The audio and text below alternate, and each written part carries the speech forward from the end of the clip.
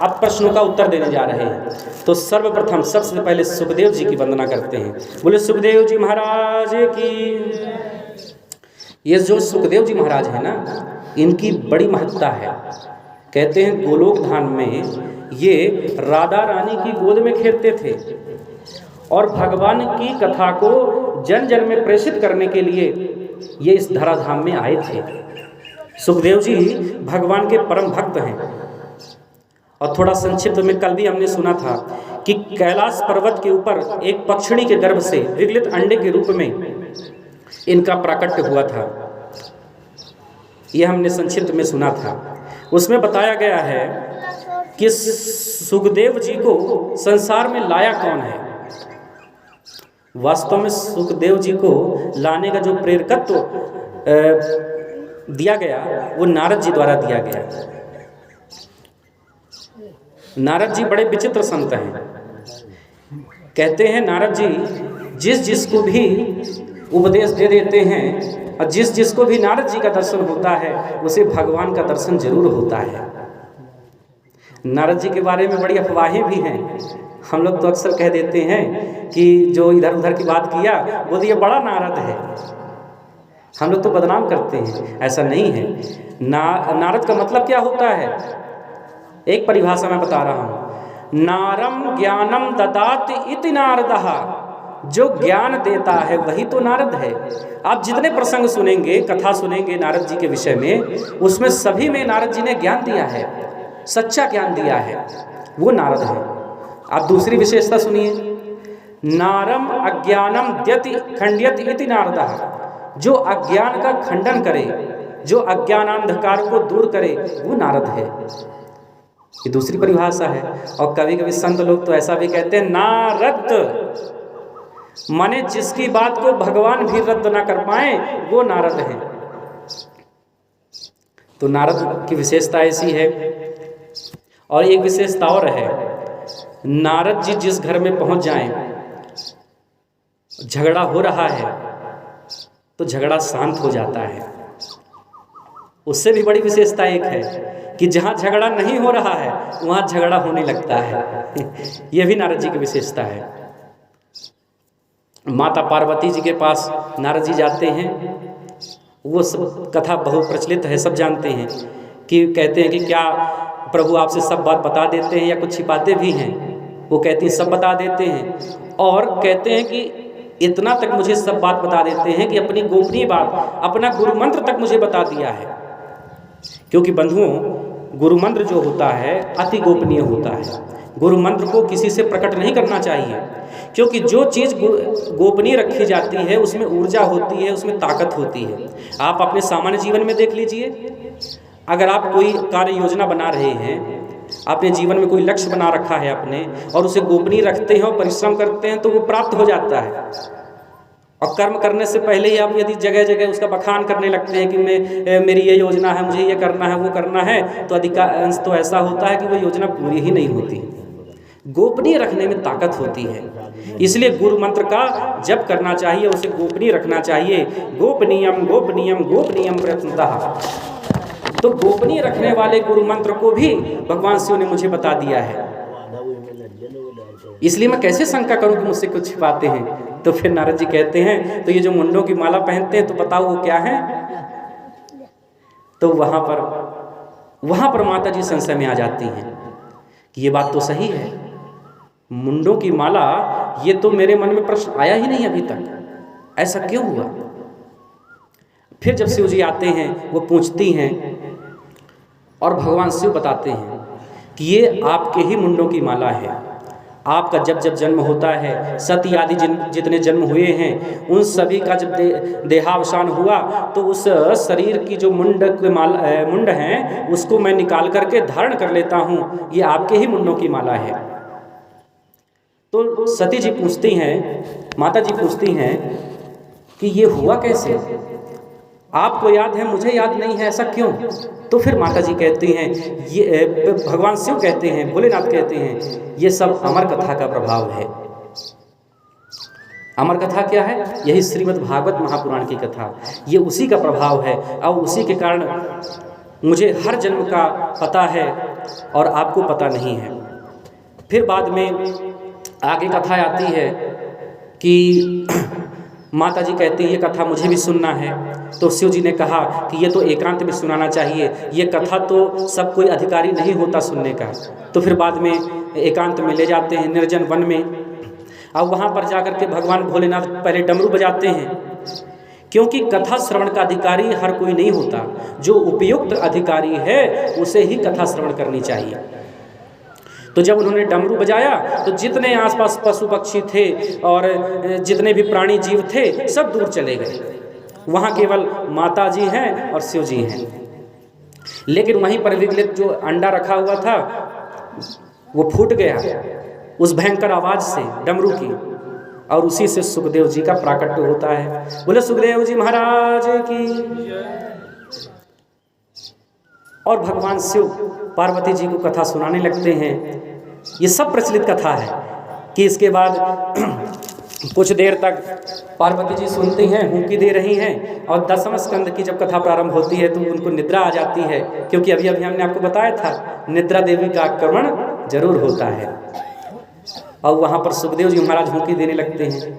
तो उन्होंने पूरी कथा का श्रवण कर लिया, और जब हुंकी देने लगे, कथा जब पूर्ण हुई तो शिव जी ने देखा कि उनको तो निद्रा आई हुई है। क्यों? क्योंकि शिव जी पहले ध्यान अवस्था में चले गए थे, तब कथा कह रहे थे, तो उन्हें पता ही नहीं चला कि कब नींद आ गई माता जी को। जब उन्होंने देखा तो उनके मन में आया कि ये हुंकी दे कौन रहा था। तो इसीलिए उन्होंने त्रिशूल छोड़ दिया, और जब त्रिशूल छोड़ा तो त्रिशूल उस पक्षी का पीछा कर लिया। अब शिवदेव जी महाराज वहां से भाग रहे हैं, और जब भागे तो व्यास की पत्नी अरणी, जिन्हें कहीं कहीं पिंगला भी कहा गया है, वो जमुहाई ले रही थी उस समय, तो उनके मुख में जाकर के अंदर प्रवेश कर जाते हैं। लेकिन त्रिशूल जाकर के माता जी के पास रुक जाता है, उनकी हत्या नहीं करता, क्योंकि भक्ता नाम अभयंकर, भगवान का जो शस्त्र है वो भक्तों के लिए अभयंकर है। माने भगवान का शस्त्र भगवान के भक्त को मारता नहीं है, और वो भगवान की भक्ता थी, इसलिए उनका कुछ वो नहीं बिगाड़ रहा है। इसके बाद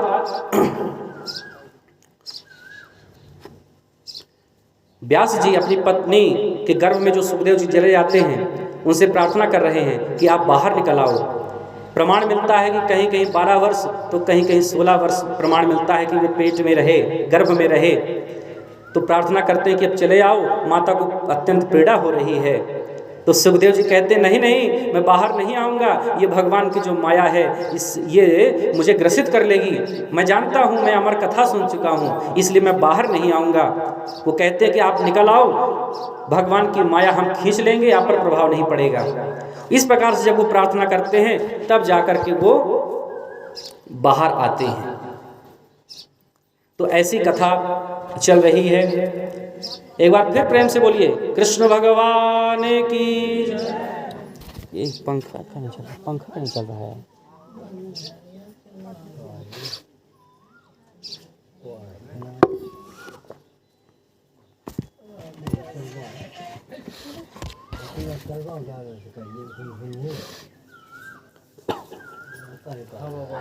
ओम यं प्रव्रजन्तमनुपेतमपेत कृत्यं द्वैपायनो विरह कातरयाजुहाव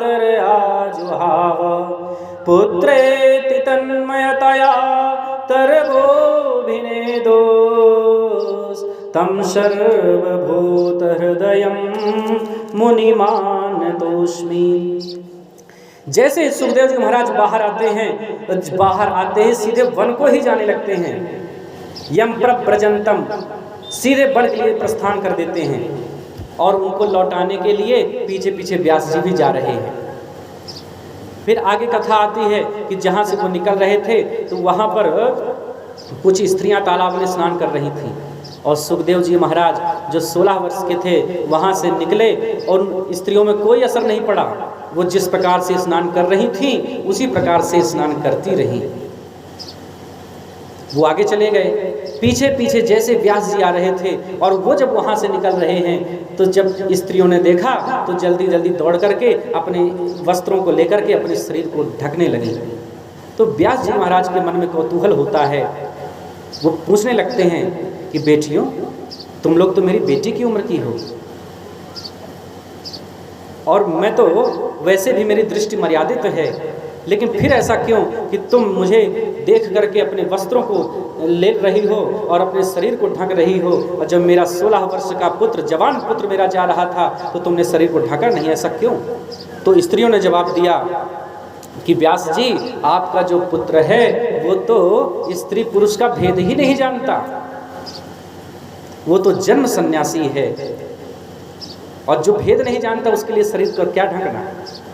लेकिन आपको तो सांसारिक मर्यादाओं का ज्ञान है, इसीलिए हम शरीर ढक रही हैं, ऐसा वो उत्तर दे रही हैं। और व्यास जी बुला रहे हैं, पुत्र लौट आओ, पुत्र लौट आओ। जब ऐसा बोल रहे हैं तो आगे कहते हैं कि द्वैपायनो विरह कातर आजुहाव पुत्रेति तन्मयतया तरवो भिनोदुस। ऐसा समझ में आता है कि सुखदेव जी महाराज की तरफ से वो जितने वृक्ष थे वो उत्तर दे रहे हैं कि किसे तुम लौटाना चाह रहे हो, वो तो जन्म सन्यासी है, वो लौट के आने वाला नहीं है। और वृक्षों ने जब ऐसा उत्तर दिया तो व्यास जी महाराज वहीं रुक जाते हैं और लौट करके आ जाते हैं। उन्हें समझ में आ जाता है कि मेरा पुत्र लौट के आने वाला नहीं है। अब इसके बाद जो 6 प्रश्न किए थे शौनकादि ऋषियों ने, तो सूत जी महाराज अब उनका उत्तर देना प्रारंभ करते हैं। अभी तो सुखदेव जी महाराज की स्तुति कर रहे थे, क्योंकि कथा के प्रारंभ में तो सुख स्तुति होती है। अब जो प्रथम प्रश्न पूछा था कि मानव के लिए परम धर्म क्या है, तो उसका उत्तर क्या देते हैं? सवै पुंसाम परो धर्मो यतो भक्तिरधोक्षजे अहेतुक्य प्रतिहता ययात्मा संप्रसीदति। कहते हैं भगवान के चरणों में प्रीति का होना, भगवान के चरणों में प्रेम का होना, यही परम धर्म है और यही मुक्ति का मार्ग है। लेकिन ये प्रेम होना कैसा चाहिए? ये निष्काम होना चाहिए। जो निष्काम प्रेम है वही श्रेष्ठ होता है। पर हम लोग ज़्यादातर ऐसा कर नहीं पाते, हम लोग सकाम भक्ति करते हैं। कैसे? जब हम मंदिर में जाते हैं तो पूजा तो हो सकता है बाद में करें, मनौती पहले मांगने लगते हैं। भगवान ये कर दो तो ये कर दूंगी, भगवान ये हो जाए तो मैं ये कर दूंगा, ये हो जाए तो वो हो जाएगा। ऐसी मनौतियाँ हम मांगते रहते हैं। ऐसा लगता है कि जैसे भगवान के पास नहीं, हम किसी दुकानदार के पास गए हैं कि तुम इतने रुपए में ये सामान दोगे तो मैं इतना रुपए दे दूंगा। अरे भगवान के पास जाकर के क्या मांगना? अरे मांगा तो उससे जाता है जिसे मालूम ना हो कि हमें क्या चाहिए। जरा विचार करिए कि भगवान से कुछ मांग करके क्या हम अपनी नजरों में भगवान को छोटा नहीं बना रहे हैं कि जैसे उन्हें मालूम ही ना हो? अरे भगवान तो अंतर्यामी है, घट घटवासी हैं, चराचर में व्याप्त हैं, उन्हें तो मालूम है। और भगवान तो ये भी जानते हैं हमारे लिए उचित क्या है। हमें तो अपने बारे में ज़्यादा पता नहीं रहता। जैसे एक छोटा सा बालक होता है, खेलने की जिद करने लगता है, रात में ही कहीं बाहर जाने की जिद करने लगता है, तो माता उसे समझाती हैं कि बेटा बाहर मत जाओ, अंधेरा है, कहीं गिर जाओगे। उसे समझ में नहीं आता, वो कहता कि मेरे मित्र तो बाहर खेल रहे हैं, मुझे खेलने जाना है। उसे फिर लगता, जब माता रोकती है तो बच्चे को ये लगता है कि माता मेरी शत्रु है, मुझे खेलने नहीं देना चाहती, मुझे मेरे मित्रों के पास नहीं जाने देना चाहती। पर हकीकत तो ये है कि माता उस बच्चे का भला चाहती है। वो जानती है कि कहीं अंधेरे में जाएगा, गिर जाएगा, चोट लगेगी और इसे पीड़ा होगी। ऐसे तो भगवान होते हैं। भगवान को मालूम है हमें क्या चाहिए और हमारे लिए उचित क्या है, तो भगवान ही वो व्यवस्था कर देते हैं। इसलिए निष्काम होना चाहिए, कुछ मांगो मत। भगवान से अगर कुछ मांगना ही है तो भगवान के पास जाकर के भगवान को ही मांगो कि हे प्रभु ऐसी कृपा करना कि आपके चरणों में मेरा प्रेम और बढ़ जाए। ऐसी भगवान से विनती करनी चाहिए। तो निष्काम प्रेम करना चाहिए। जैसे भरत जी कहते हैं, मानस में क्या आता है? अर्थ न धर्म न काम रुचि गति न चहो निर्वाण जन्म जन्म रति राम पद यह वरदान नाम। भरत जी राम जी को लौटाने के लिए जा रहे हैं त्रिवेणी में गंगा जी प्रकट हो जाती हैं, प्रसन्न हो जाती हैं और कहती है मांगो। भरत मैं प्रसन्न हूँ, मांगो, क्या मांगते हो? तो यही कहते हैं अर्थ न धर्म न काम रुचि गति न चहो निर्माण। हे माता, मुझे अर्थ नहीं चाहिए, ऐसा मुझे अर्थ नहीं चाहिए जो सारे अनर्थों की जड़ है। फिर दूसरी बात कहते हैं अर्थ न धर्म, मुझे ऐसा लौकिक धर्म भी नहीं चाहिए कि जिस लौकिक धर्म के पालन में, प्रतिपालन में एक पुत्र राम अपने पिता से ये भी न पूछ सके कि पिताजी मेरी गलती क्या थी, आप मुझे क्यों भेज रहे हैं वन में, मैंने क्या अपराध किया है? तो मुझे ऐसा लौकिक धर्म भी नहीं चाहिए। न काम रुचि, मुझे ये संसार की कामाशक्ति भी नहीं चाहिए। गति न चाहो निर्माण, मुझे तो मुक्ति और मोक्ष भी नहीं चाहिए। तो बोले क्या चाहिए? तो बोलते हैं जन्म जन्म रति राम पद, यह वरदान नया। यही आपसे प्रार्थना है माता कि जब जब मेरा जन्म हो तो मुझे भगवान के चरणों का ही आश्रय प्राप्त हो, यही चाहिए और कुछ नहीं चाहिए। तो इस प्रकार से हमारा भगवान में नित्य स्नेह हो, प्रेम हो, यही पहले प्रश्न का उत्तर है। फिर दूसरा जो प्रश्न उन्होंने पूछा था कि मंदिर में हम पूजा करने जाते हैं तो श्रेष्ठ देवता कौन है, किसको हम पूजें और किसको छोड़ दें? तो उसका उत्तर सूत जी कह रहे हैं, कहते हैं यथा तरोर मूल निषेचनेन तृप्यन्ति तस्कंध भुजोपशाखा। कहते हैं मूल को सींचना चाहिए। जैसे वृक्ष होता है तो यदि हम मूल को सींचेंगे तो पूरे वृक्ष में उसका असर होगा। आप जड़ को नहीं सींचेंगे, पत्तियों में पानी डालेंगे तो क्या वो वृक्ष हरा भरा रहेगा? नहीं रहेगा। मूल को सींचना चाहिए। कहते हैं किसी एक को इष्ट बना लो जिसमें आपकी श्रद्धा हो जाए, जिस देवी में, जिस देवता में आपकी श्रद्धा हो, विश्वास हो जाए, उन्हीं को इष्ट बना लेना चाहिए और उन्हीं की स्तुति करना चाहिए। सब भगवान एक ही हैं, उनमें कोई अंतर नहीं है, कोई छोटा बड़ा नहीं होता, सारे भगवान एक ही हैं, उनके सारे स्वरूप अलग अलग हैं। और जो स्वरूप भा जाए, जैसे मिठाइयाँ बनती तो दूध और शक्कर से ही है, अलग अलग तरह की मिठाइयाँ बनती हैं, पर किसी को काजू कतली पसंद है, किसी को केक मिल्क पसंद है, अलग अलग मिठाइयाँ होती हैं। ऐसे भगवान हैं, सब एक ही है सत्ता परब्रह्म की, उनके रूप अलग अलग हैं। जिसमें भक्ति हो जाए, श्रद्धा विश्वास हो जाए, उन्हीं को इष्ट बना लो और उन्हीं की भक्ति करने लग जाओ। लेकिन ध्यान ये रखना, निंदा किसी की मत करो, प्रेम सबसे करो, निंदा मत करो। एक बात मुझे और याद आ गई इस प्रसंग में, भगवान की भक्ति और इष्ट देवता के प्रति अपना भाव कैसे होना चाहिए। जैसे एक पतिव्रता स्त्री होती है, बात को समझिएगा, पतिव्रता स्त्री के लिए उसका पति ही सबसे बड़ा सर्वोच्च होता है। पति से बढ़ के उसके लिए कोई नहीं होता।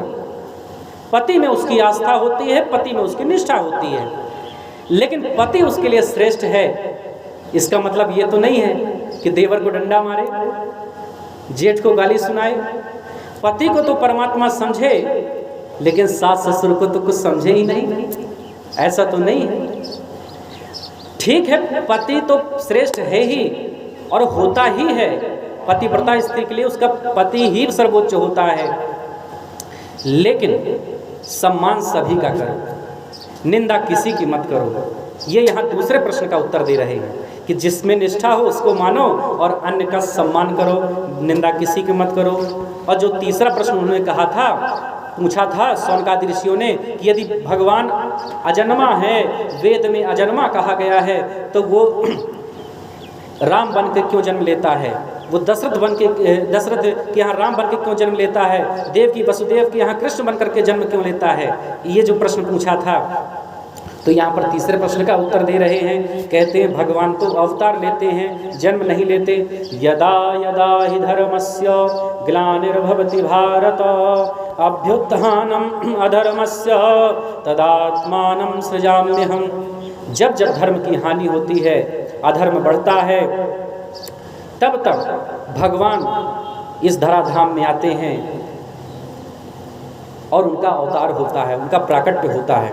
परित्राणाय साधूनां विनाशाय च दुष्कृतां धर्म संस्थापनार्थाय संभवामि युगे युगे।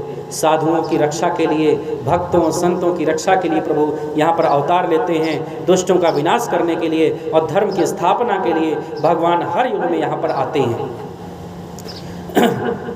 लेकिन प्रामाणिक रूप से तो भगवान ने 24 अवतार लिए हैं, लेकिन वो घटघटवासी हैं और चराचर में व्याप्त हैं।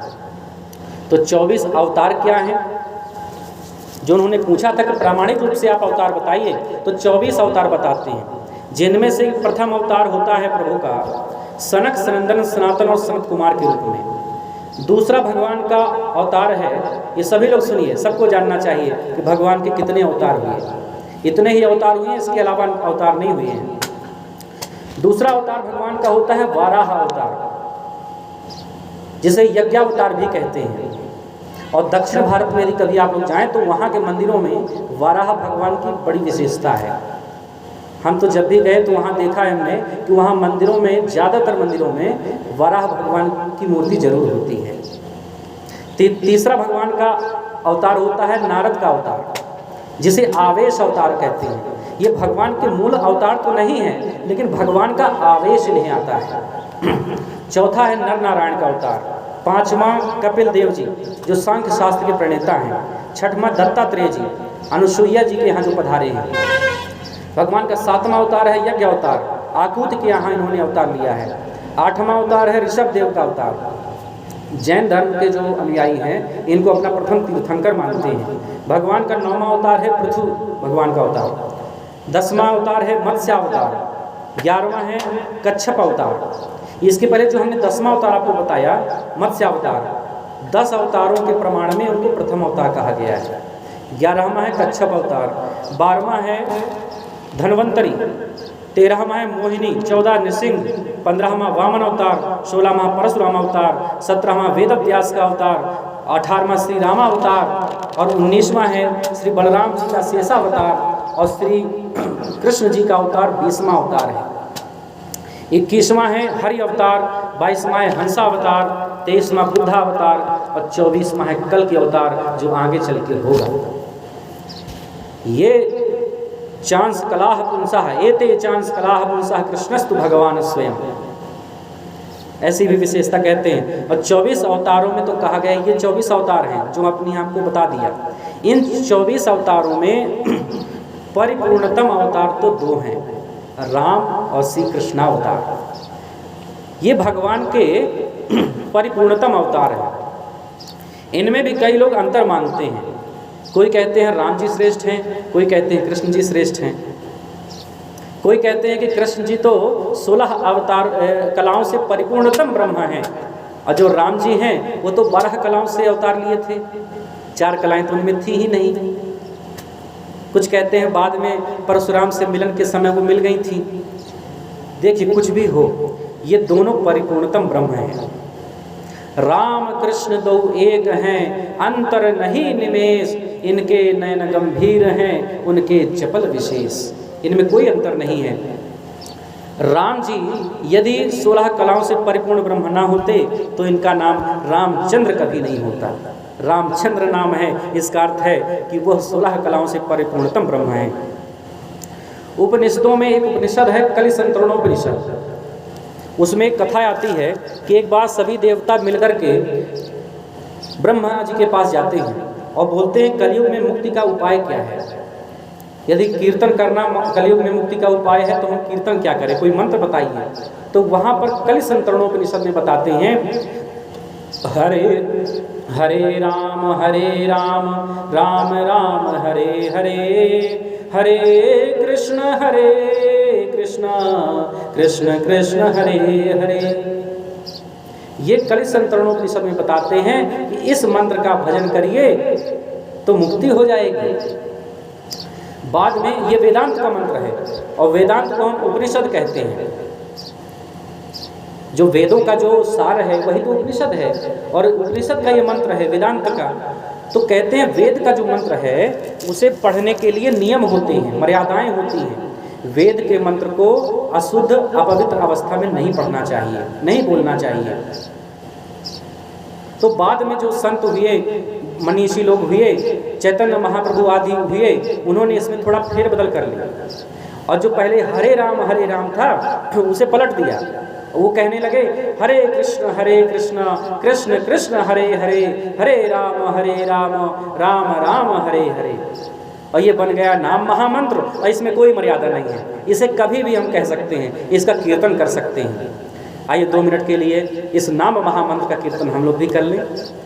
हरे कृष्ण कृष्ण कृष्ण हरे हरे, हरे राम राम राम हरे हरे। बोलिए हरे कृष्ण हरे राम राम राम हरे हरे।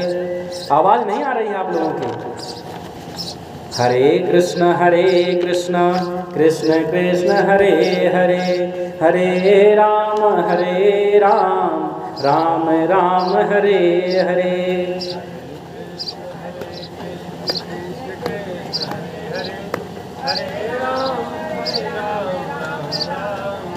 हरे कृष्ण कृष्ण कृष्ण हरे हरे, हरे राम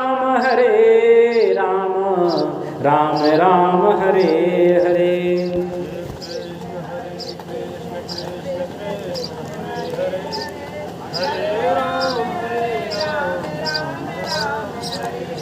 हरे कृष्ण कृष्ण कृष्ण हरे हरे, हरे राम राम राम हरे हरे।